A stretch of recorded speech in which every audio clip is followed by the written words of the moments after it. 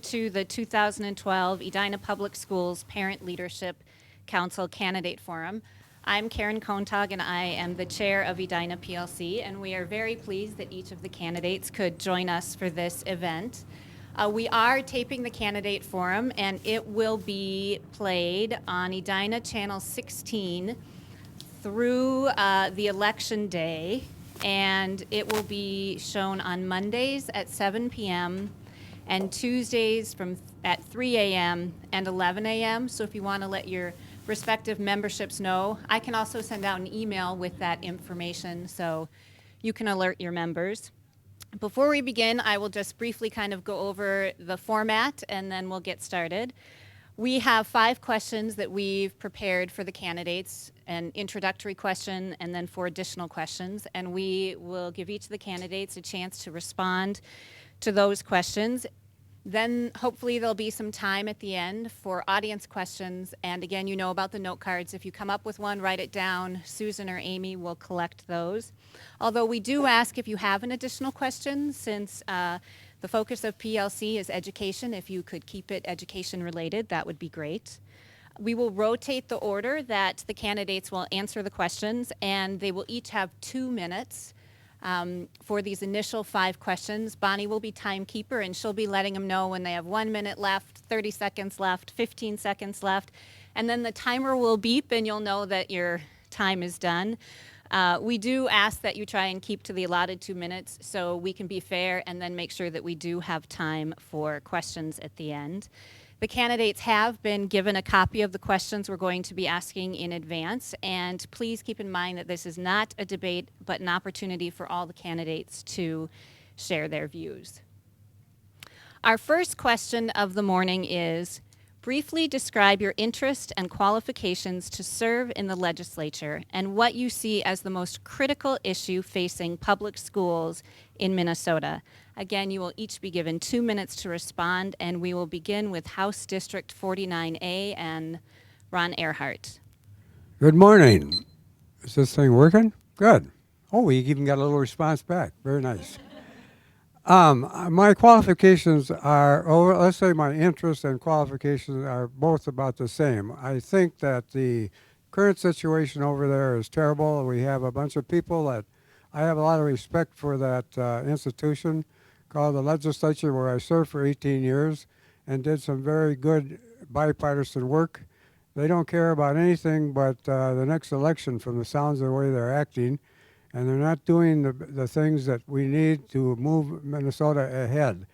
They cannot reach agreement on most anything, and so there are 2 sides shouting at each other, and the middle center is not taken into consideration anymore because it's not there. I was a centrist, and I worked bipartisan work, got a lot of bipartisan bills passed.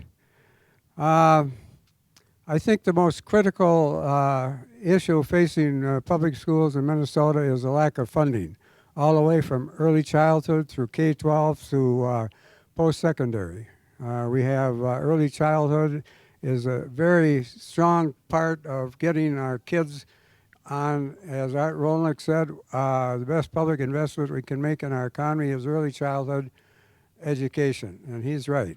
And then we get to, now a lot of these things are not necessarily the problem in Edina because we have a tremendous tax base here, and people, most of the people keep voting and an increase in the funding when necessary. And we get K-12, 15 seconds. The University of Minnesota is operating on a budget of 1998 proportions right now.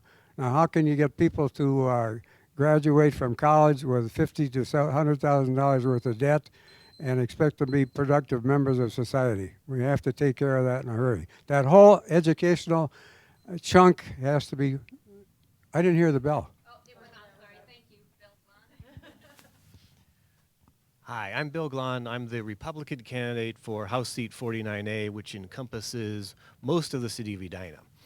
And my interest in getting into the legislature stems from my work for Governor Pawlenty. I was the Deputy Commissioner of Commerce for Energy in his administration in the second term, and I represented the governor at the state legislature on all issues pertaining to energy. So that's my interest in the legislature.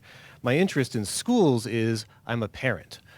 My wife and I moved to Edina for the public schools to enroll our daughter in public schools, and we are the proud parents of a fourth grader in Creek Valley Public Schools. I see the Creek Valley folks a couple of rows back there. So as a consumer of education, if you will, as a parent of a public school student, that's my interest in keeping our public schools strong. So continuing, not just I'm a parent, but because I'm a concerned citizen and everything else. So to me, the biggest issue facing public schools or education or however you want to slice it, are we preparing our students for the 21st century and competing for jobs and careers and life in this modern age? We compete not just with products of Wayzata Public Schools and Minneapolis Public Schools, but we compete with Iowa and Massachusetts and California and Florida and products of schools in Europe and Asia.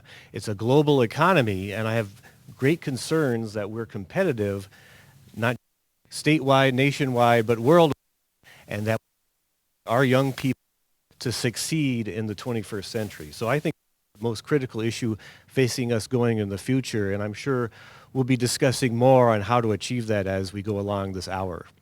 I'm Terry Jacobson, and I'm running for state representative in 49B, which actually is part of Edina, Bloomington, Minnetonka, and Eden Prairie. So it's actually 3 separate school districts now, which is very exciting. And I've been looking at all 3 separate school districts and comparing and contrasting.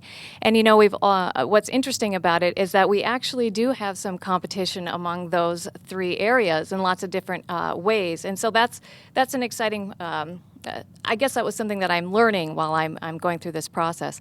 My interest in running for the legislature stems from growing up in Minnesota and being pretty proud of our state. Being a public school product, I actually think that we've worked very, very hard. There's been a lot of blood, sweat, and tears from parents and teachers, and particularly students, probably, in order to make our state great in the areas of education. And I'd like to see that continue. I am a former teacher, and so that's another reason why I'm interested in running. I understand what it takes in the classroom, and in order to have an effective outcome, I taught mathematics in high school, and so that was a big love of mine. And actually, I still do some subbing. I actually got a call this morning to do some subbing. Had to turn that down.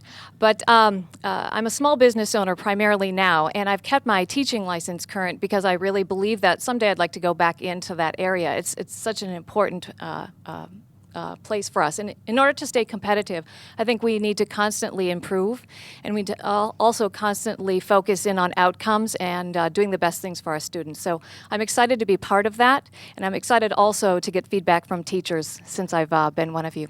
Thanks. First of all, I'd like to thank the Parent-Teacher Council for putting on this event.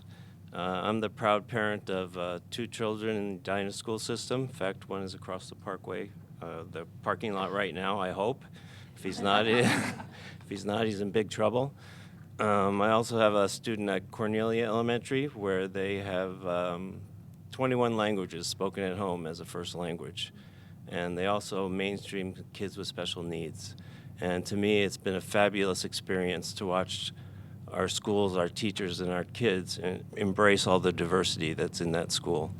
I had the privilege to be the vice chair of the Early Childhood Education Committee when I was in the House in 2009, 2010. I tend to look at education holistically, E through 12 and then higher learning, and we've been neglecting funding in all these areas. In actual dollars that the school districts get, we're getting 12.5% less than we did in 2003, and that's not acceptable. This state has always functioned the best when we have a highly educated workforce. That's what attracts employers, and that makes our economy stronger, when everybody is ready to learn by the time they get into kindergarten and ready to go into the workforce by the time they get out of 12th grade or college if they go on to pursue their endeavors. So I think today's discussion will be really, really critical as to our vision of the state. Mine is giving our kids the best opportunity to go ahead and make their mark in our community and the global economy. And so thank you. And if your teachers in the room, thank you. Dr. Dreschen and his staff, thank you for doing such a great job with the Edina schools. I really appreciate it. And I look forward to the debate or discussion. Next will be candidates from Senate District 49, starting with Keith Downey. Hi, thank you. Keith Downey, candidate for State Senate, and currently in the Minnesota House representing Edina, at least all of Edina north of 70th Street. And my commitment to education, I think, stems from just kind of who I am and how I was raised. Was born and raised here in Edina, graduated from Edina East back in 1979, believe it or not, this very building. And my dad taught in our schools here, too, over at Southview, and still coaches the swim team. I also have a daughter who graduated from Edina, who is a sophomore in college. I have one who is a senior doing her Common Apps for college as we speak, and a ninth grade boy across the road in Southview with Paul's kids. So anyway, I mean, I'm steeped in the Edina tradition of excellence. I have a lot of pride in our community and what we have done in our schools, and that is a huge motivator for me in terms of my role at the legislature. I have a business background, so I end up being focused a lot on business and tax and finance related issues at the legislature, but I have made it probably a number one priority to serve on the education committees. I was on the Early Education Committee and K-12 Policy Committee, the Higher Ed Committee, and K-12 Finance Committees, and was actually appointed to something called the P20 Stakeholder Group, which is a group of folks around the state focused on the entire continuum of education. So trying to see it as an end-to-end cycle as compared to silos. So anyway, the second part of this is what's the most critical issue facing public schools. And I think we have to pivot our focus onto our students and their achievement. So much of what we do and build at the state is kind of structural and focused on systems and programs and institutions. And I think Edina schools have done a great job pushing control down to the local schools, the principals and the teachers, individualized learning plans, very focused on the kids, and that, in my mind, is a central feature of where we need to move. Thank you. Let's move on to our next question, which is, oh, sorry. No worries. Good morning, everybody. Thank you for being here. My name is Melissa Franz, and I'm running for State Senate for District 49. My background is in business and policy and law. I have a master's in public policy and law degree, and I work at Target. I do government affairs and public policy on a variety of subject matters, and I've been there about 6 years now. My focus and really interest in jumping into this race is because I see a lack of focus in the key areas that our state needs, and education being a centerpiece for that. Seeing the funding shift had happened, seeing the lack of cooperation to really find sustainable ways, not only to fund education, but other areas of our government. It just, as a policy professional, I see that we can do better.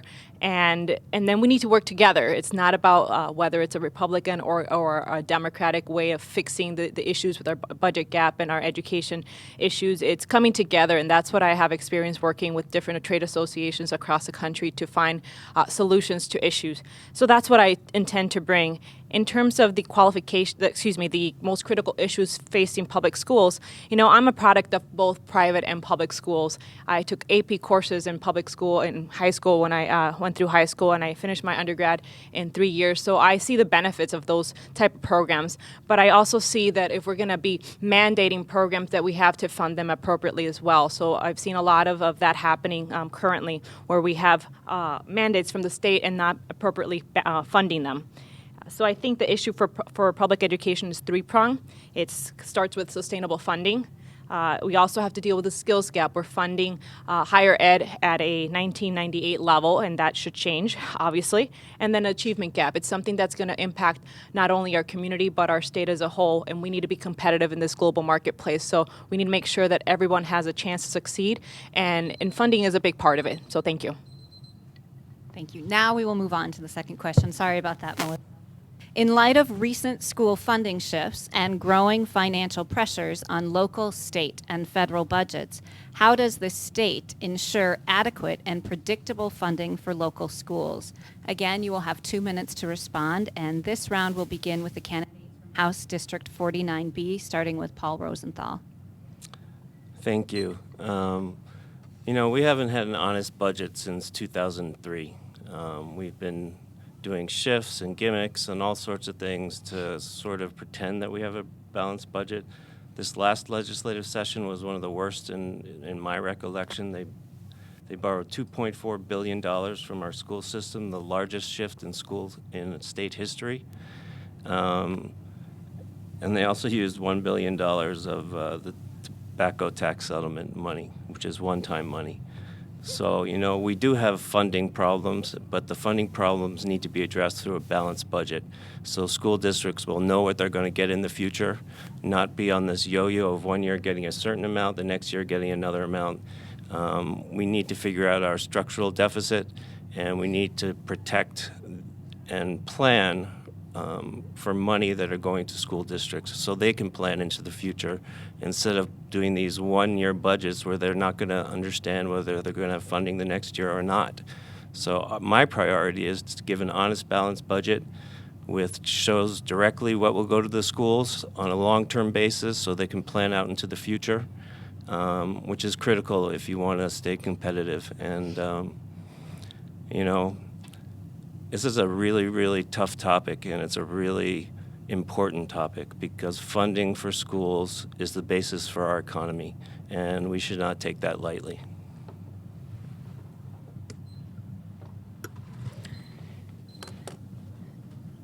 I don't support using any kind of shift to balance our budget.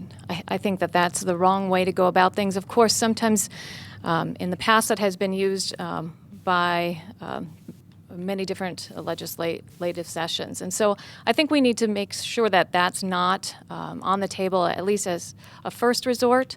And given that, I think it's hard to function as a school district when you have funding that you can't plan with. We wouldn't do that you wouldn't be able to do that in a business. And I think that it's important that we recognize that. So going forward, I think that should not be an option, or at least be a very, very last option, if any. I mean, in a dire situation where we had in 2008, where we had a financial crisis, of course, hopefully we won't see that again in our lifetime. With that being said, I think we need to focus in on our budget, and we need to prioritize. Education in Minnesota has been a priority for a very, very long time. We have a reputation of making that a priority. Recently, I ran into a woman who moved here from Texas, and they were so excited because they didn't have to send their kids to a private school. They were able to send their kids to a public school, so that was pretty exciting for them. And so we have a good, strong, solid reputation, and now we just need to back that up with sustainable funding. And the way I think to focus in on that is just to grow our economy, to really focus in on the things that will improve our economy overall, because that's a win-win. When we are competitive with other states in the areas of regulation and taxation, so we have businesses choose Minnesota, that makes our tax revenue increase overall because the tax base has increased. That's a way that we can fund our budget. And I think then that also brings jobs to our states, and that gives the kids that graduate more opportunities. That gives the kids here in Minnesota, once they're done with college or high school, opportunities for work. So that is a fix that will help many different items that we face today, many different issues. Thanks. Next will be the candidates for Senate District 49, starting with Melissa. Thank you. So this funding issue is not going to be solved overnight.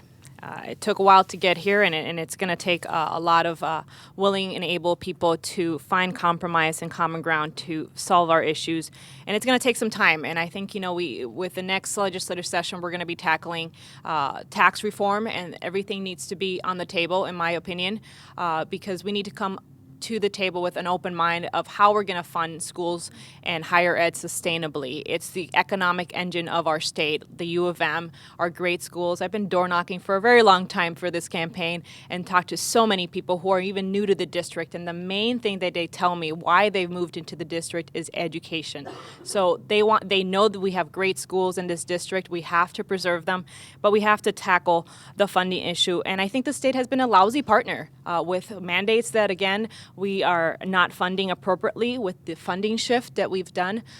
It wouldn't be the first thing on the chopping block if I had to cut something. Education for me is a fundamental value of our state, and frankly, the reason I moved into this state for higher ed, and the reason I moved into this district because of the great schools, because this is where I want to raise our family and have them attend the great schools that we all are so proud of.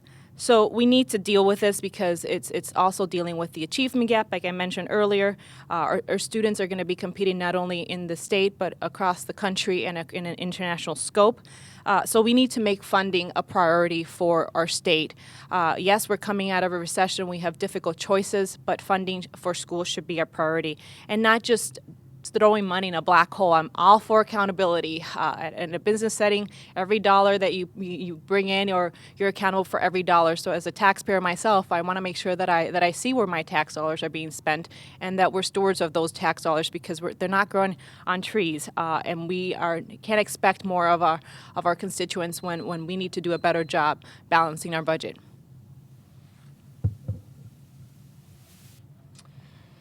Yeah, so the obvious point that's stressed here many times is that we are in a really, really tight spot fiscally, federal, state, and locally.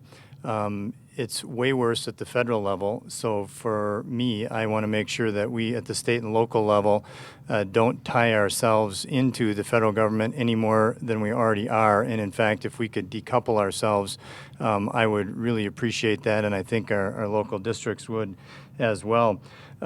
Terry mentioned that the real solution here is to grow the economy, and I agree with that, but there's another fundamental problem, and it's a basic math problem, and that is that state spending has been growing twice as fast as the rest of the economy for 25 years. And so you can draw those lines out, and there is no amount of one-time shifting, no amount of one-time cashing in tobacco bonds, no amount of tax increases that you can add if the rate of growth of your spending is always twice the rate of growth of your revenue source. You'll never catch up. And so I think we need to do a few things at the state level. One, which has been mentioned, is to prioritize and make sure that education is our priority. Health and Human Services, even in a tight budget last year, grew 9.8% in this two-year budget. Health and Human Services sucks all the oxygen out of the room at the Capitol, and education gets second shift, and I don't think it should. It should get first priority. I would propose block granting to the schools so that schools have the ability to flexibly apply the funding. Our superintendent is fond of saying that about 85% of his decisions are handed to him by the state. So yeah, let's provide the funding and adequate funding, but then let's take the shackles off of our local districts. And I too favor accountability. When you look at some of the big problems that we have with our inner city districts, making sure that we are getting achievement results for our kids out of the money we're spending is absolutely critical. Next will be candidates from House District 49A, starting out with Bill Glahn. Hi, Bill Glahn, and again, want to reiterate the fact that my wife and I are both products of public schools, local public schools, not in this district, but the old joke goes, we're not from Edina, but we got here as soon as we could. And wanting to ensure that we have adequate funding for our K through 12. That really will be my number one priority in terms of the budget. And I agree with what you've already heard. When you do gimmicks like the shift or the tobacco bonds or whatever you want to describe as these gimmicks, you're kicking the can down the road. Guess what? We've reached the end of the road. So that kind of, solve a problem for today, hope it all works out tomorrow, just won't work anymore. But I would want to talk a little bit, and we've heard some of this, that education, K through 12 education, doesn't exist in a vacuum, that we are all part of the larger economy. And whether we're talking about state dollars or local dollars or federal dollars, at the end of the day, those are pretty artificial distinctions because the money all comes from the same source. It's you, me, and everybody else in the room. We're taxpayers. We pay local taxes, property taxes, federal income, state income, everything else. That goes into these different funding streams. So to the extent that you try to implement solutions that hurt the larger economy, in the end of the day, you hurt the schools. So if you raise taxes thinking you'll have a few more dollars in 2013 to fund schools, but in the long run, you drive industry out of the state and out of the country, in the long run, schools are hurt. If you follow the recommendations of some interest groups and shut down certain industries in the state for environmental or whatever reasons, in the long run, you hurt the schools. So we need to have a strong, vibrant economy, and that really is the way in the long run to ensure adequate funding for our public schools. Well, I would say the first measure that you want to do is make up your minds that you're going to properly fund the schools at the state level, for one thing. You always have done that in Edina because when there's a chance to vote more money for your schools, you've always gone ahead and voted yes. Except that there are a couple of people here that haven't been participating in that who should be. Now, there's one other thing that's going on here, and that is that a current crop of legislators have taken tax increases out of the playbook. And I want to remind them and you that the last 4 Republican governors have raised taxes, going back to Harold Levander, who started the sales tax. Governor Quee was next, and he was in trouble, so they put a surcharge on incomes so to get him out of bail that administration out. And then Arnie Carlson came along, and he was in trouble, so Arnie raised the sales tax. And then Plenty came along, and he said, I'm not raising any state fees, so he started the health impact fee, which was a charge on tobacco, which raised $400 million a year. And everybody knows that was just a misnomer for what he had to do to balance his budget. So he raised $400 million plus in taxes per year. And so, first of all, we've got to make up our mind among the legislatures that, yeah, there is another alternative. Instead of just mumbling about, oh boy, this budget is bad again. Yeah, we can still cut things and get things trimmed up, I'm sure of that. But we also should keep in mind that there is a possibility, if we make education a priority, to fund that through more revenue.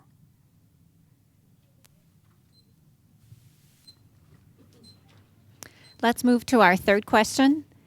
In the coming year, Minnesota school districts, including Edina Public Schools, will be forced to spend more than $600 million of their general operating funds on mandated special education programs that are not fully funded by the state. Do you support fully funding the state special education formula, and how do you propose to cover the cost differential? We'll begin this round with the candidates from Senate District 49 and Keith Downey. Short answer is yes, I do. It's pretty complicated because the special ed mandate actually originates at the federal government, and then we pile on at the state, and neither of us fully fund the mandates, our own respective mandates. The feds are way worse than we are. So to a certain extent, our hands are a bit tied because the feds don't fund their part of it. I think there's a few solutions to that, though, where we could make some good progress. And the first is not tying all of our state funding into these very narrow categories, which force schools to try and peg people into certain groups early on in their educational career. There's some really promising work, response to intervention strategies, where if we would actually fund response to intervention when we understand and actually see an individual student's specific unique needs as compared to categorizing kids early on and having big piles of money follow those categories through the system, I think we could get a lot of return out of that. As a matter of fact, a group of foundations estimated that there's $300 million of savings if we would take a big step in that direction. Another specific strategy that I would support would be to take much, if not all, of our integration funding, which unfortunately leaves schools less integrated and with lower achievement. For the schools that are receiving integration funding, it's over $100 million. And if we would take that money and put it towards early education and special education, I think we get much more value for the dollar. I don't think all of what I just described solves the problem entirely, but boy, it would be a really big step in the right direction. Thank you. Well, like I mentioned earlier a couple times already, I don't support any unfunded mandates. I think that probably pushes us backwards versus forward. And it's irresponsible that our legislature has been borrowing from school districts with mandates and without adequate funding on top of that. I think the answer that some of the panelists have alluded to is really we do need to grow jobs and help our economy stabilize and move forward from this great recession, and that is tied to making sure that we have a balanced budget and making sure that we give businesses the certainty they need to invest in Minnesota with confidence. So we've seen the legislature in the last couple of years particularly stalling and not moving and implementing certain policies that businesses want and need in order to plan forward. And I say that because of my capacity and my experience working for business, and that's what I see overall. We need to grow jobs so then we have the tax base there so we can actually fund our programs appropriately. Of course, we need to look at cuts and making sure that we're being efficient with our tax dollars. But like I believe we can't cut things to the bone and dismantle government. I don't think that's a solution. There's a role for government and a role for the programs that we have, but we do need to evaluate everything we're doing, whether it's efficient and whether it's worth spending our tax dollars there. But again, cutting things to the bone, particularly education, is something I would not stand for.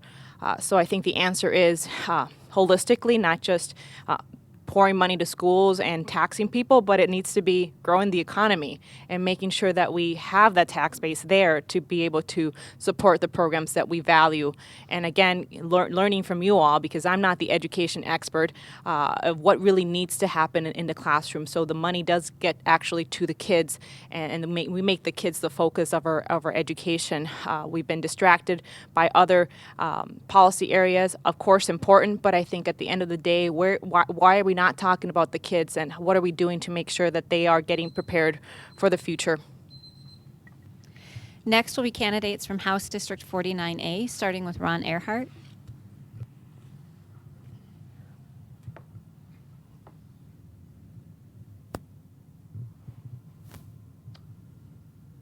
Well, again, you're talking about making what you're going to do prioritizing. And if education, with all of its ramification, including special education, is what you want, then you better tell your legislators, fund this.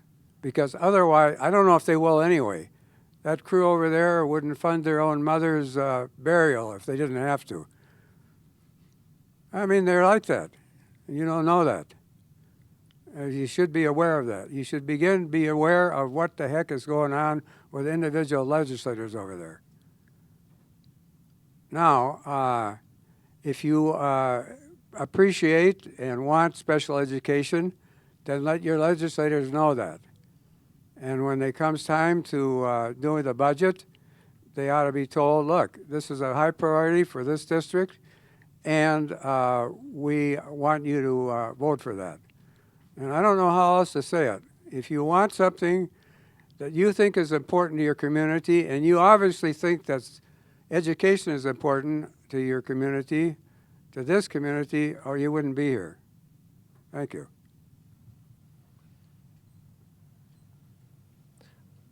Again, just wanted to reiterate, this is my first time running for elected office. I have never been a candidate for office before. So I'm learning a lot about being a candidate, been a public official a couple of different times in my career, and for the record, my mom is still alive and kicking. So we haven't come to that bridge yet. She's lucky. Not sure how to take that.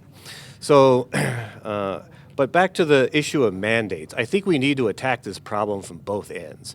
It's very common, and I've seen it in state government and federal government in my career, that legislators or regulators, in my case, will mandate something, but we won't provide the funds to back it up. So we get the press conferences, we get the headlines, but it's on the cheap because it gets pushed back on taxpayers or local communities or businesses to fund what government won't fund but wants to have happen. So that practice just needs to stop. If we're going to impose a mandate from any level onto a lower level of government or onto citizens or businesses, we need to make sure they have the resources to fulfill it, or don't do it to begin with. And attacking it from the other end, if there are mandates that are on the books now where we're spending money that's not reaching the kids, we're spending money simply on administration and overhead and pushing paperwork around, we need to stop that. And I saw that a lot in my little corner of government. It happens everywhere where we spend a lot of money doing reports and bureaucracy, and it doesn't reach the consumer, it doesn't reach the classroom, it doesn't reach the student. So we need to rethink from the top down all the different mandates we put on, whether it's from St. Paul or Washington, D.C., to make sure that the dollars we do spend on education reach the kids. And if it's not, we need to cut it out. Next will be candidates from House District 49B, starting with Terry Jacobson. So the answer to this for me, too, is yes, I do support fully funding the special ed mandates. Unfortunately, as Keith had mentioned, we do have some issues from the federal level, and I am concerned about that in all sorts of different areas, and health and human services for our state and education for our state. The money's coming from the federal level. I'm not exactly sure that we can rely on them, and I'd prefer not to. So with this, fixing this here for Minnesota, bringing this back down to each school district and to the principals and teachers and parents that are in each school to make the best decisions for their student body, I think is one of the best ways to solve these issues. And so I'd like to see those types of things become more commonplace instead of overall mandates. I am not a special ed teacher, and I couldn't even imagine that what I could mandate at the state level would be an appropriate response to someone who's working individually with a student who has special needs. And I think that actually is the wrong focus. So I like the idea of from the bottom up and working together collaboratively, and then additionally funding what we need to fund in order to take care of all of the students that we have in our state. And working in a partnership and working as jointly, I think is really what I hear from everyone when I'm going out door to door, is that they'd like to see legislators work more cooperatively together, but also more cooperatively with the individuals that they're representing. And so that's what my main focus would be, and as a teacher, I think that would be the most effective outcome for everyone.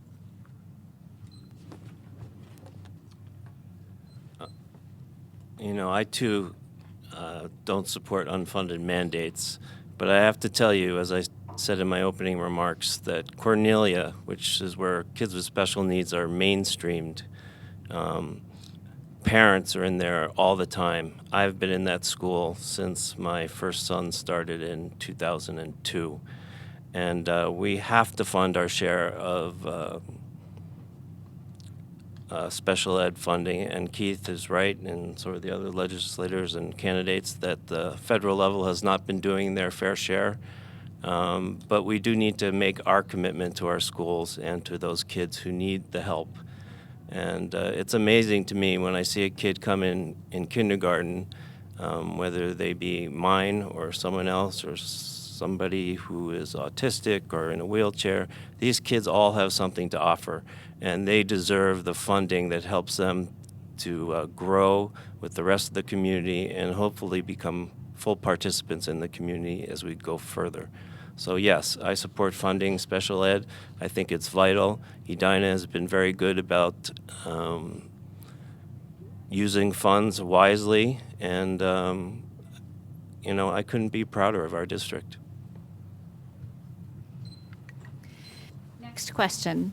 Would you be willing to vote against your caucus's position if it is in the best interest of Edina Public Schools or other school districts you represent? Candidates from 49A will start with Bill Glahn. Well, yeah, first of all, it is true that 49A does represent more than one school district. It's not just Edina, but also Hopkins and little slices elsewhere. So, but back to the question, I am proud to be the Republican nominee for House Seat 49A. But I take very seriously the idea of representative in state representative, that if I'm lucky enough to be elected as Edina's representative, I will represent the voters and parents of the city, regardless of what school district they're in, to try to have the best educational results we can in Minnesota. So, and I've told people this, whether they're members of my party or not members of my party, I am sure at the end of a 2-year term, I will have taken some votes that not everybody's going to like. But I will do that in the interest of representing the people who sent me to St. Paul. So I think it's highly likely at some point I will be going against the caucus. But again, so many members of the caucus are parents of public school children. Sometimes they're teachers in the public schools. We have one of those in our caucus. So it's interesting to me that we're assuming that one caucus or another is going to be taking positions against the interests of our kids, when it might be a matter of interpretation of what's in the best interests of the kids. And so I will take seriously the idea of representation. I'm a little curious to hear my DFL's opponent answer this, because I've heard different versions of which caucus he's interested in representing. It's not exactly courage if you say you belong to both parties or neither party, depending on the expediency of the moment. But I can assure you that as your representative, I will put the interest of our kids, not just because I'm a parent, but because I take the job seriously. Thank you. Bill just said I insulted his mother a short time ago. I certainly didn't mean to do that. I was trying to insult him. Now, you already know, if you've had any background or history on me, that I did go against my party, if you want to call it that. I created a big, fat transportation bill in 2005 and again in 2007 that when the bridge fell down, we felt that it was absolutely necessary that we provided the money for the other bridges that were in trouble, and the crosstown commons and other things. And 6 of us went against the Republican Party, and we overrode Palenti's veto, because we thought it was that important. And all 6 of us were brought to the rack after that. 4 of us were eliminated from office, and the other 2 managed to make it through. So I don't have any compunction about doing what's right for the community and the state. If the playbook says, like they hand you when you go into a session, you vote like this, Ron, I don't do that. I look at what the issues are and how they relate to the district and the state. And then I do my voting. And I think I have a living proof of don't ever vote for increases in the gas tax again, because they'll take you to task. And how will they ever get any money passed for transportation with that going on? Next will be candidates from House District 49B, starting with Paul Rosenthal. The answer is yes, absolutely. I'd vote against my caucus, and I have a proven record of doing so. When I was in the legislature, I worked very hard with the other side of the aisle. The vast majority of the bills that I carried had Republican co-sponsors, and I co-sponsored as many of their bills as I could. And the effect was it just brought down the partisanship, and we became Paul and John and Julie and Ann, people who wanted to do the best for their community. And I'm not going to go quite where Ron is, but because I'm not as funny as you, Ron. It is critical that we have people in the legislature that can think on their own. They're not dominated by their caucus and don't have fear of recrimination by their caucuses. Example, Connie Dobke, a legislator from Wayzata this past primary, she dared to vote against her caucus a couple times, and what did they do? Just like Ron, they stripped her of her endorsement. They ran her extreme candidate against her, and they sent attack ads that they had sent against me 2 years earlier against her. So we need people who don't care about what side of the aisle is they're on. We need people to vote on the issues. There's good issues on both sides. There's bad issues on both sides. So we need to pick what is right and do the best for our community and for our state.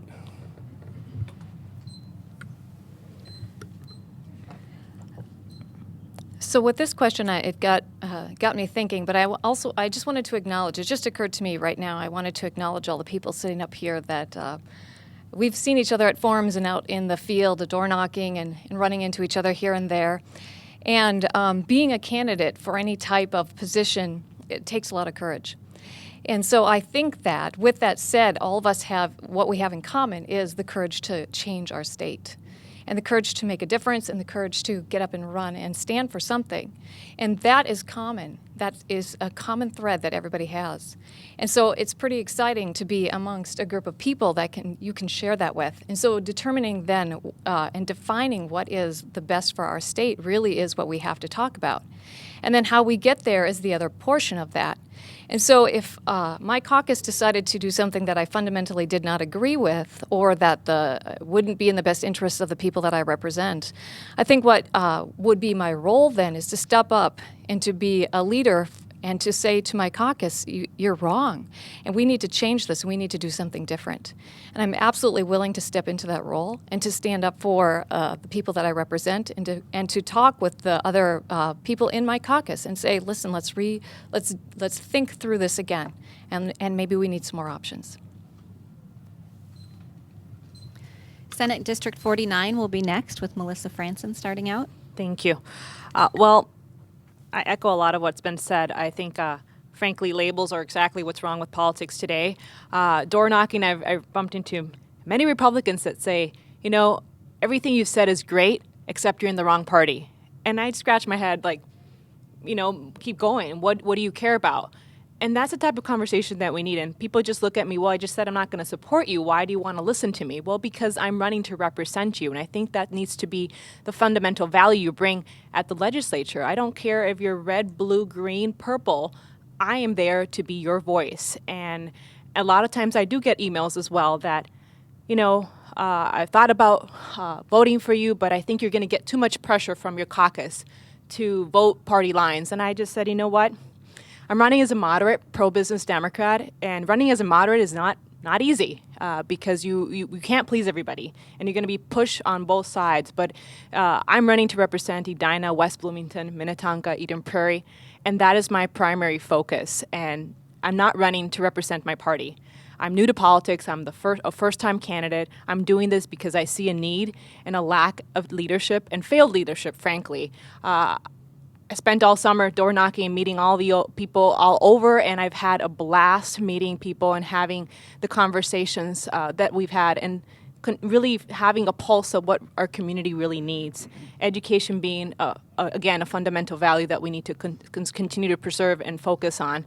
And I will be your voice no matter what party what the agenda of the party is. At the end of the day, my agenda is my community's agenda, and that's why I'm doing this. So with that, I'll just pass it on to the next person.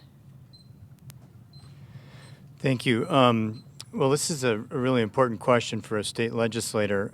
I, for one, have never been shy about carrying the Edina brand and trying to represent Edina excellence down at the state legislature.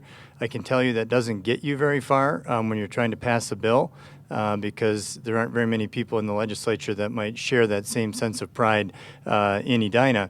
So you have to be savvy, and I think the manifestation of being independent occurs on a lot of different dimensions. It isn't just balancing your local community versus the interests of the state. Oftentimes you have kind of a coalition of rural outstate members and inner city members versus suburban members. Oftentimes you have to take tough stands against what I would call kind of the union bureaucratic complex that seems to run everything down at the state. And those are many times harder stands to take than for your district against your caucus. So I think there's a lot of dimensions to that. I'll just give you a few examples of places where I have tried to represent as best I can our interests here.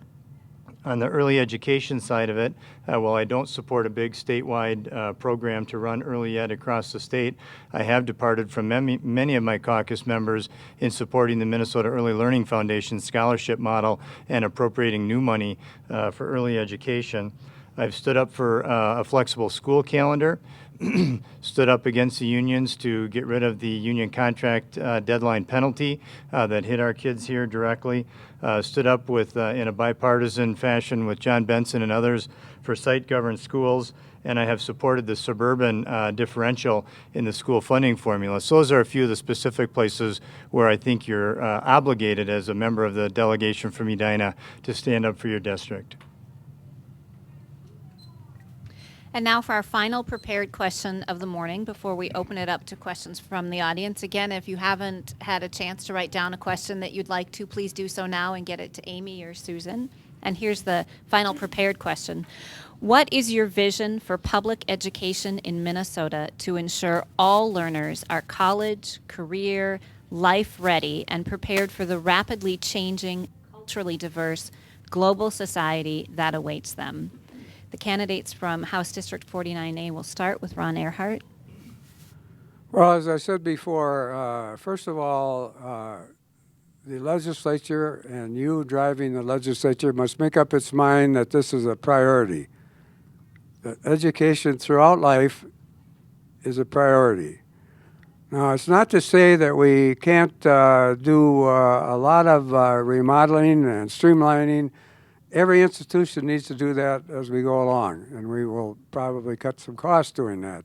But nevertheless, the basic and fundamental thing that's needed here is adequate and consistent funding all the way from early childhood through post-secondary. And until you do that, until you make it a priority in your own mind, until you ask your legislators to do that, then you are not going to be successful at having the necessary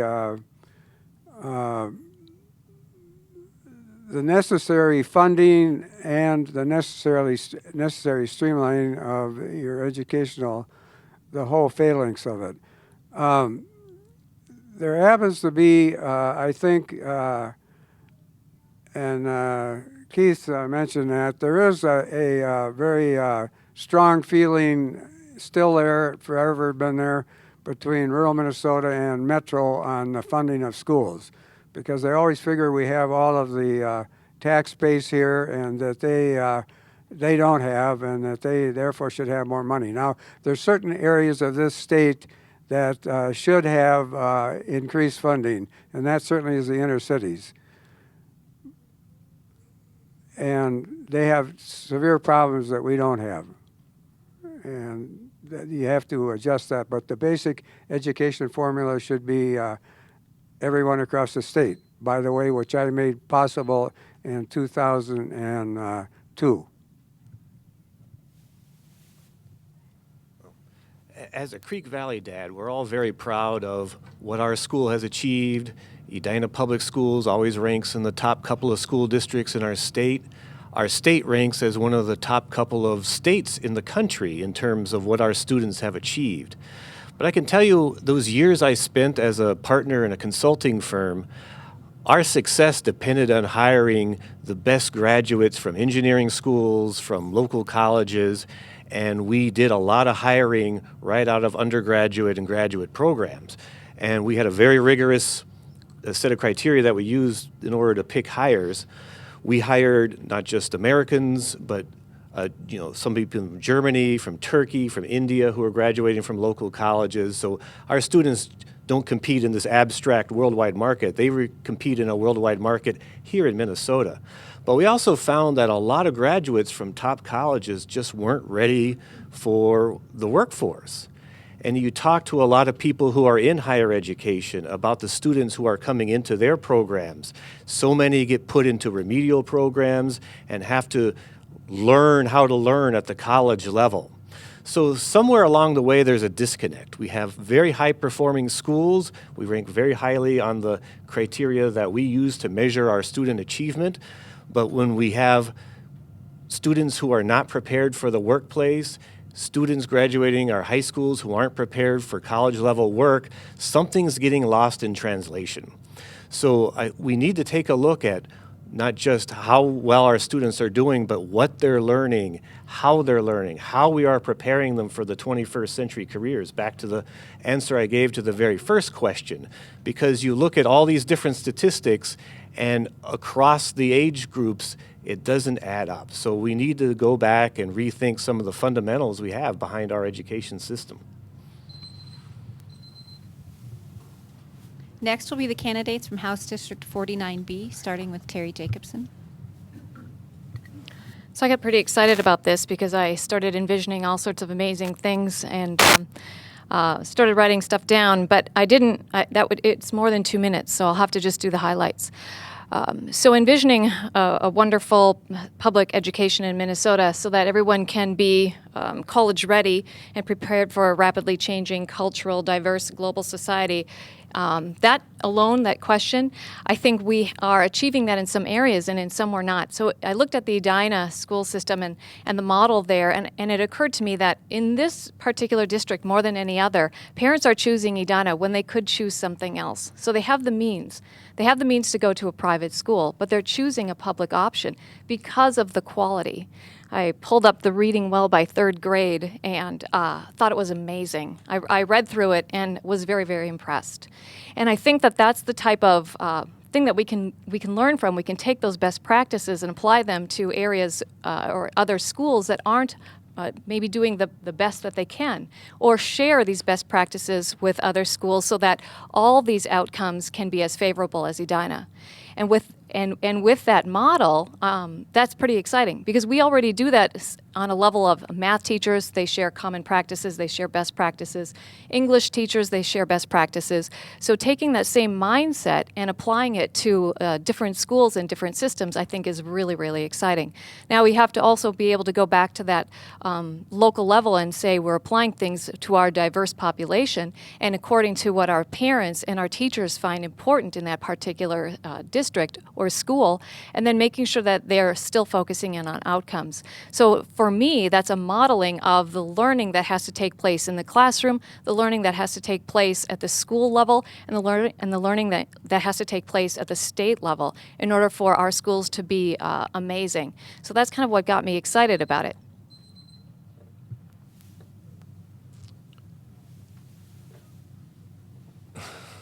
You know, education in Edina and Bloomington and Minnetonka and Eden Prairie, which I hope to represent, are all very, very strong school districts.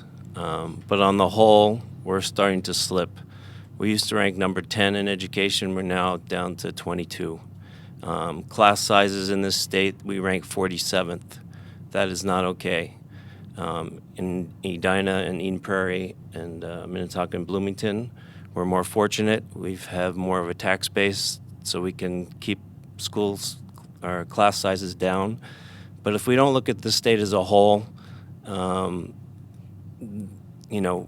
not going to succeed. And we got to make sure that these districts that are struggling worse, like the inner city districts and outstate districts, where the funding is just not there and teachers are going into classrooms with 47 students or 30 students or whatever the number may be, it is not the right model. When my son entered kindergarten, there were 24 kids in his class. That was the largest incoming kindergarten class in the school's history, I believe. So we need to make some choices, and we need to make sure that, that we include everybody in it, not just Edina and Bloomington, Eden Prairie and Minnetonka, but the state as a whole. As the state does better, we do better here in Edina, and I would like to see a holistic system from early childhood through post-secondary. We will end this round with the candidates from Senate District 49, beginning with Keith Downey. Thank you. Well, so the question talks about our vision for education, and I guess my vision, most broadly stated, is that the legacy that I had handed to me here in this community by my parents and our grandparents, that we would hand that off to our kids as well. And we face some unique challenges right now, and so having that vision and having that commitment is pretty difficult in the on-the-ground execution. And I wish it were as easy as simply writing a bigger check. If that were the case, then the school districts in Minneapolis that get $14,000 per children would have the best results, and they don't. And so there are so many factors that play into this, and there are so many competing priorities down in the legislature that I think it's really important for us not to simply stay at the grandiose statement level, but to roll up our sleeves and tackle the tough stuff that needs to be tackled. And education in Minnesota is a $14 billion state-funded enterprise in the K-12 arena alone, not to say anything about the higher ed system. And that is a big, complex system. And if you want to make the changes that we need to make, you're going to have to find ways to tackle what are very tough challenges. And so I think, in the end, we keep our eye on the fact that a high school diploma needs to mean something in Minnesota. We need to restore local control to our districts. We need to address the achievement gap, and we need to find a way to correct the school funding formula, but appreciate how entrenched the interests are, both in the state bureaucracy, within the unions, within the outstate versus metro challenges. And so to think that we can simply make easy statements here and that's going to translate into results in the legislature, it won't happen. These are big challenges. We need to tackle them in a sophisticated way. Thank you. Well, my goal would be to make sure that all of our kids have the opportunity to succeed, because we need them all. Not just, greater Minnesota versus Edina versus Minneapolis. We need them all. And that's the factor of being a state and making sure that we have a state legislature that thinks holistically, to Paul's point. I think, a big issue that we do have that we've mentioned is this whole notion of closing the achievement gap. I was reading recently how it's getting wider. So we're going in the wrong direction, and it's not going to be solved by just saying this is an issue that we have and we got to solve it. And it's going to take community. It's going to take teachers. It's going to take parents. It's going to take a good state partner. And we need to find innovative and creative ways to tackle it. Our population is becoming more and more diverse, and we should embrace that diversity. And that diversity should also be present in our schools in terms of our teachers. So I think those are things that we should be looking forward to. In terms of prioritization, we can't tackle it all. We don't have enough money to throw at everything, and money's not going to solve all the issues. I agree with that. But there are certain areas where return on investment is proven, like early childhood education. For every dollar that you put in, you get at least $8 return. So that should be a priority and focus. I work at a big corporation which focuses, and a lot of companies do spend their community dollars in education. It's not happenstance. They do it because that's a benefit to their business. So focusing, making sure that our kids are ready to read by third grade should be a common goal across our state, and making sure that once our kids are able to graduate, whether they want to go to trade schools or whether they want to go to higher ed, that needs to be affordable. I'm still paying my student loans, and I'm able to move forward, but people behind me are having a harder time, and we can't lose sight of that. So we need to make sure that our kids are ready to contribute to society and bring value to our economy. So we are now going to start asking some of the questions that audience members submitted. And for the remaining questions, we ask that you keep your responses to 1 minute or less so that we can get in as many as possible. And we're also going to try and continue to keep rotating the questions. So I'll do my best to be fair on the fly. The first question is, metropolitan school districts face significantly higher labor costs than their rural counterparts. Unlike many states, Minnesota's education funding formula does not recognize the higher cost of labor in the metropolitan area. Do you support amending the education funding formula so it can recognize labor cost differentials? And we'll start with the candidates from House District 49B with Paul Rosenthal.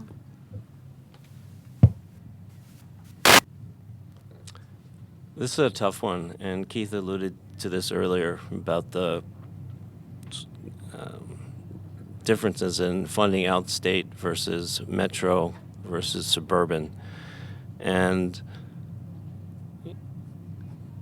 you know, while we don't get our fair share necessarily, there's other factors involved. Yes, it costs more to hire and to live and to work in the metro area, but you also have to remember that people outstate, they don't have the resources that we have here. And so while I would be open to the idea, I'd have to think it through fully and see the effects on the other districts throughout the state.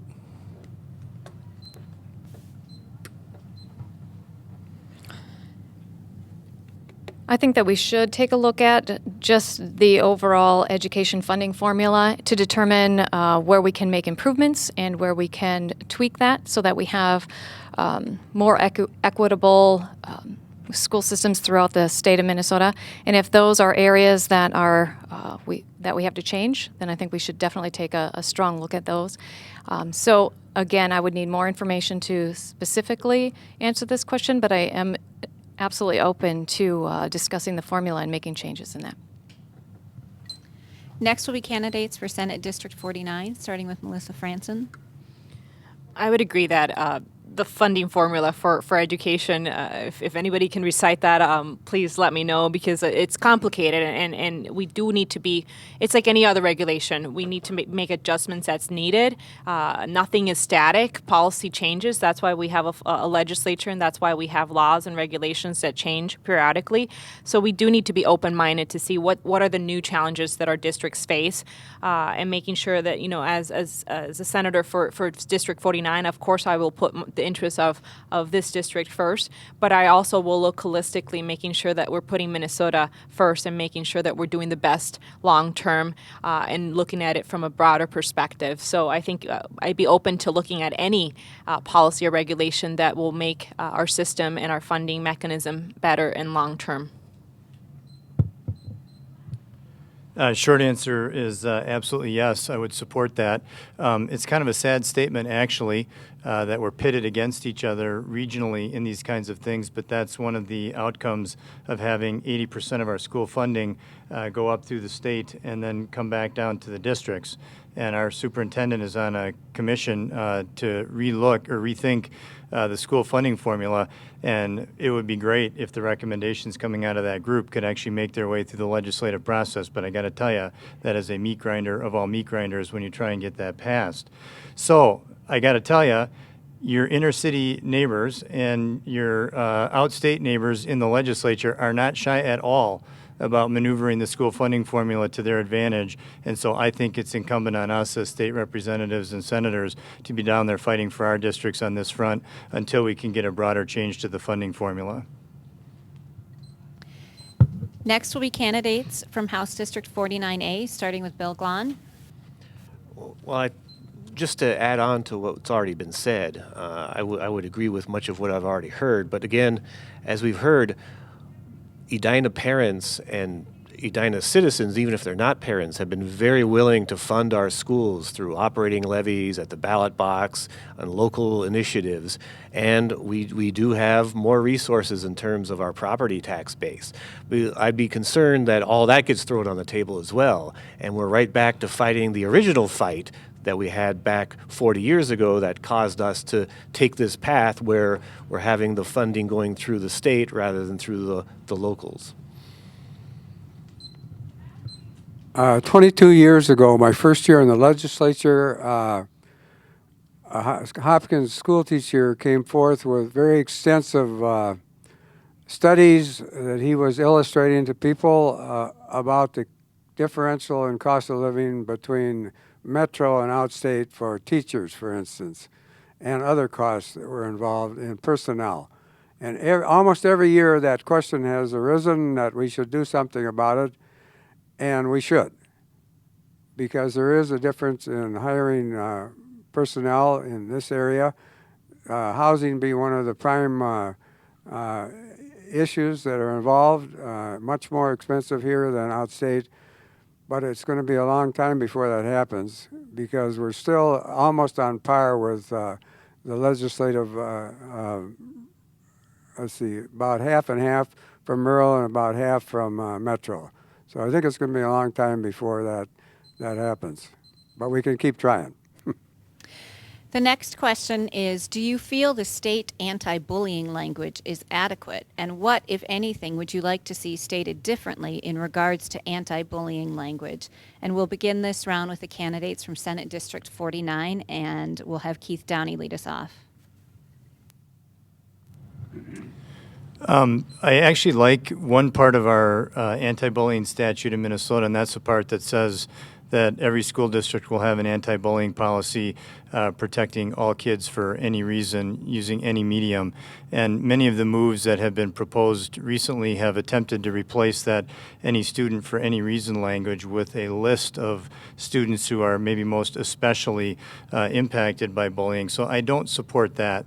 I did actually work bipartisanly with Representative Davney and Senator Dibble 3 years ago to rewrite a section of statute that I think is a problem, and that's the place where the state mandates that the Department of Education have a model policy for bullying for every district. And in that model policy, it says that it shall specifically have race, religion, and gender, I think, as the three specific categories of people that need to be mentioned in that model policy. What we did is we aligned that section so that it reflected the human rights statute in Minnesota. We have a very powerful human rights statute, and I thought that was a better way to orient our model policy as compared to those three limited categories.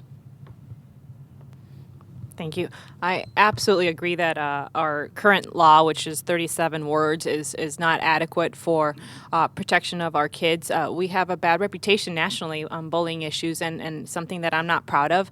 I don't think we're going to fix it by a statute. Frankly, it's going to take community and parents and teachers and a holistically approach to tackle it, but it's inadequate, and you know, you work in a workplace and you have harassment policies. Here we're talking about our kids, and again, we have to put them first, make sure that they're protected so they can focus on learning. I don't have the model language that I would propose, but I know there's experts in the field, and we definitely need to look at it, you know, in detail and making sure that we make the right choices. Because again, we can't have a law that's not clear or that doesn't really solve the issue. So I don't plan to pass a law that's not really going to tackle the issue, but I do think we need to really be focused on making it a little bit more robust. Next will be the candidates from House District 49A, starting with Ron Earhart. I serve on the Edina Human Rights and Relations Commission. We're working on the bullying issue and have been recently. I suspect that we will come up with some other recommendations. We've been talking about it for a couple of months now. And I think that perhaps we need some refinements in the state law.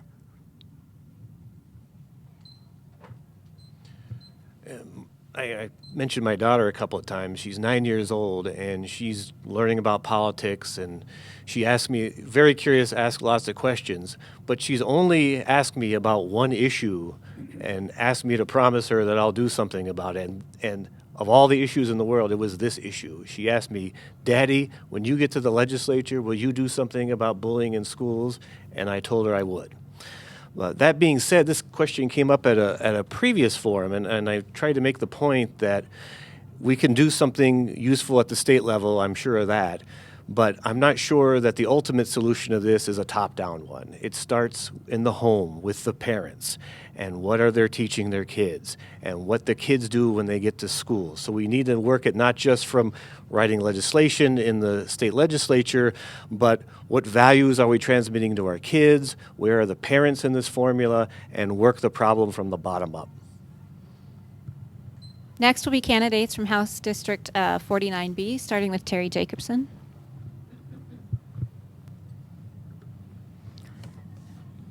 I always like clear definitions whenever you're defining anything. Clear, I think, is more easily understood. But with that said, I do believe that this is best handled at the local level, so that we need enforcements, and we need to make sure that schools are enforcing their bullying policy and following through. And then also that they are and have the ability to write those policies themselves, to deal with the cultures that they have. And so to me, this is more of an enforcement type of discussion. I find myself agreeing with Bill and Terry. I do believe that the state has a role for a baseline bullying law, and it's not very strong right now. But I also believe that the parents and local school districts should be the main players in this and should write the laws. They're in the schools. They should stop it when they see it. Parents at home need to do a good job of preparing their kids and telling them what's okay and what's not okay. So ultimately, I think local control is the best option. In each school, they should have a plan, and they should execute that plan, and they should cut off bullying as soon as it's seen. But I do think the state has a role as for a baseline as to what school districts should be looking for. And, there's an Edina high school student who just put out a movie that was shown at 50th in France, and he's now going all over the country speaking about his bullying experience. So it does exist.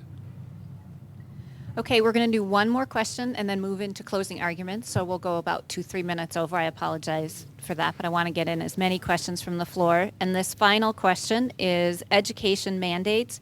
Given the limited funding which current education mandates, would you support loosening or eliminating? And we'll start with the candidates from 49A and Bill Glahn. Well, at the risk of repeating the answer I gave earlier, that's the direction I would want to take. Let's look at the dollars we spend on education and how much of it is reaching the classroom. And what mandates do we have from St. Paul, the Department of Education, from Washington, D.C., where monies are being spent and it's not reaching the kids? It's interesting looking at worldwide statistics. The United States ranks, I think it's 4th in the world in terms of per pupil spending. We, in Minnesota, rank at or above the national average in terms of per pupil spending across the 50 states. But you look nationwide and we rank very highly, as I mentioned before, you look nationwide how we rank in science and math and reading, we're not doing so well. And I can't help but think a lot of it is because we're spending our resources on stuff that's not producing results. Would you repeat that, please? Sure. What mandates would you eliminate in terms of limited funding? Which current education mandates would you support loosening or eliminating? I don't have an answer to that because I'd have to see a list of them and see what they were costing and so forth.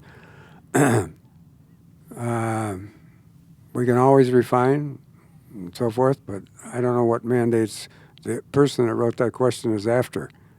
So if they want to stand up and say, I'd like to eliminate so-and-so, I could maybe agree or disagree with you. Next will be candidates from House District 49B, starting with Paul Rosenthal. I've always said that unfunded mandates should go away. My saying used to be, no child left behind is leaving lots of children behind. And, the more money we can get directly into the classroom so teachers can spend time with students, the better results we get. So I'm for, taking the burden off of school districts with these mandates that aren't funded and putting those dollars to better use in the classroom and ultimately getting better results for our children. I was actually just talking to a special ed teacher recently, and she was telling me about her experience of having 25 forms to fill out per child and having to get it done within a certain amount of time. And it wasn't done on one particular child, and so it needed to be done by the end of the day. And so her choices were to put in a movie then.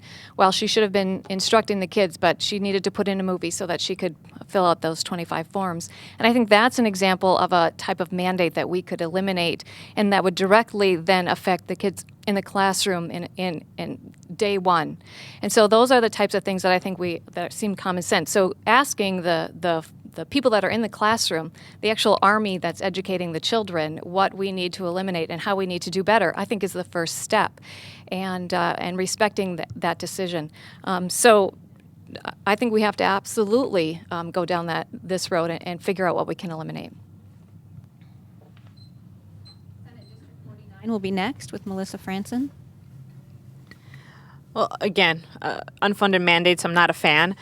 We need to provide schools and teachers with flexibility. Each community is different, each school is different, and there's certainly an oversight that the state plays. Funding comes from the state, so there's a role for the state to be a partner with schools, but to simply have a one-size-fits-all approach to a lot of the mandates that we keep hearing about is not necessarily the most productive in my view. But again, I need to look and think specifically, get input from teachers, from stakeholders, from people in the classroom and parents of what really is the right choice for our schools to move forward. Sometimes we try to fix problems by just throwing more money, and maybe it's a consolidation, maybe it's more efficiency, maybe it's just being creative and trying something new. So I'm here to learn and to do what's right and what's going to make progress in our education system. And maybe we should try new approaches. Maybe that's why we're struggling. And again, money isn't this whole solution. So the Association of Metropolitan School Districts came up with a list of mandates that they would like to have removed in state law, and there were 105 of them. I don't know if we've even gotten 3 or 4 of them taken out, but we're fighting. 2 that I worked on that I supported. The first was to get rid of the teacher contract deadline penalty that was eliminated last year. That was a bill actually that I authored. The second one was to change the instructional counting from days to hours, which gives you more flexibility at the school level. And the next one, if we can do this, would be to actually allow local districts to set their school calendar and not have the Labor Day start provision in there.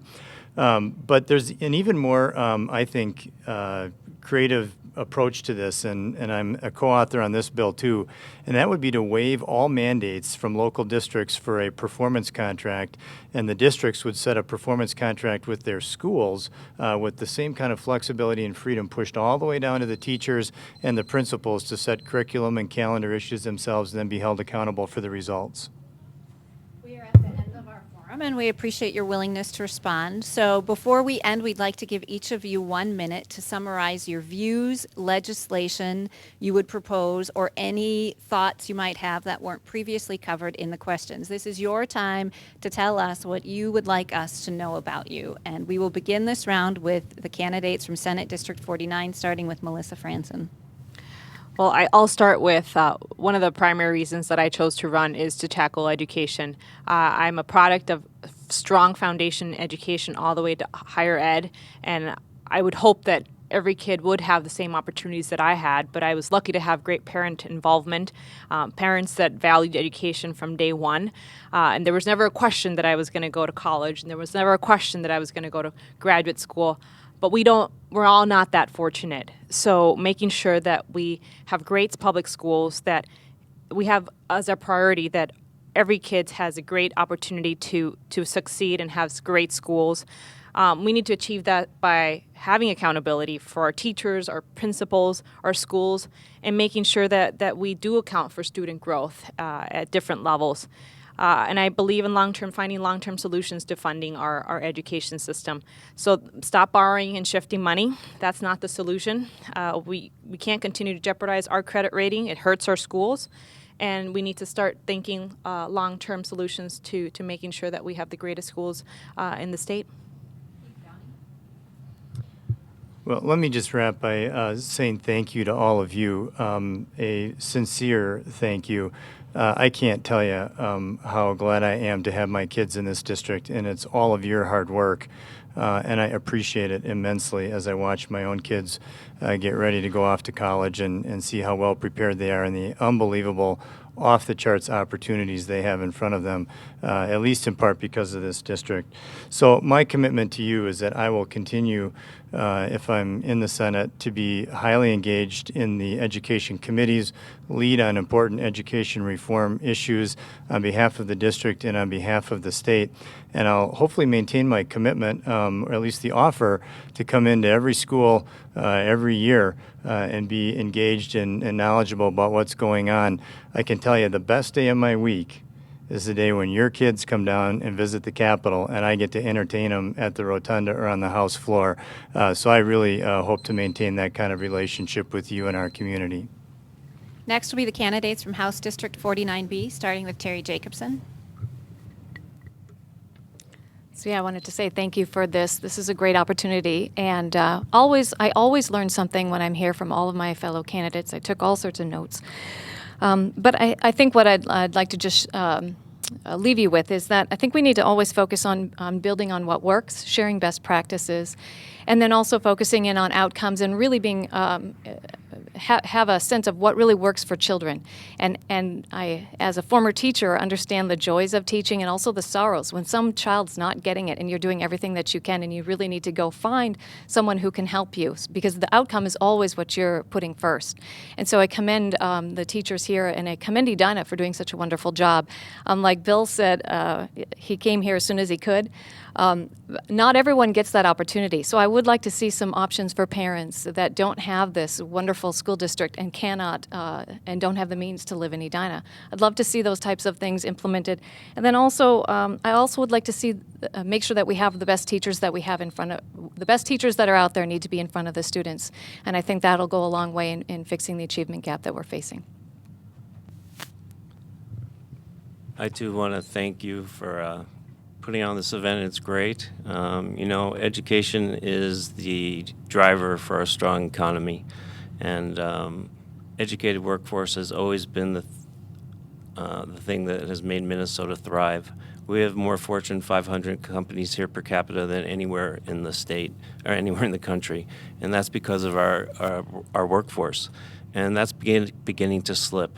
So I think we need to refocus, redouble our efforts on the whole system, early childhood through post-secondary. You know, funding levels, we can talk about which funds do what, but in the end, it is about how much money gets into the classroom so our kids can learn. And right now, you know, with the $2.4 billion shift, that's 45,000 teachers that could be hired. And, you know, we're struggling throughout the state, and we need to figure out our budget so we can move forward and so districts can plan not just for 1 year, but for many years into the future. Next will be the candidates from House District 49A, starting with Ron Earhart.